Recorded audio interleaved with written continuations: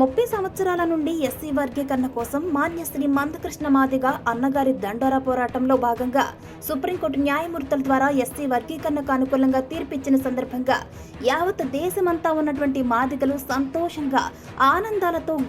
గ్రామంలో విజయోత్సవాలు జరుపుకుంటున్న సందర్భంగా తాడిపత్రి నియోజకవర్గం పెద్దపప్పూరు మండలం నర్సాపురం గ్రామంలో పెద్ద ఎత్తున ఎంఆర్పీఎస్ విజయోత్సవాలు నిర్వహించారు. ఎంఆర్పీఎస్ కి మద్దతుగా అనంతపురం జిల్లా పార్లమెంటు వాల్మీకి సంఘం అధ్యక్షుడు బుల్లెట్ లింగమయ్య,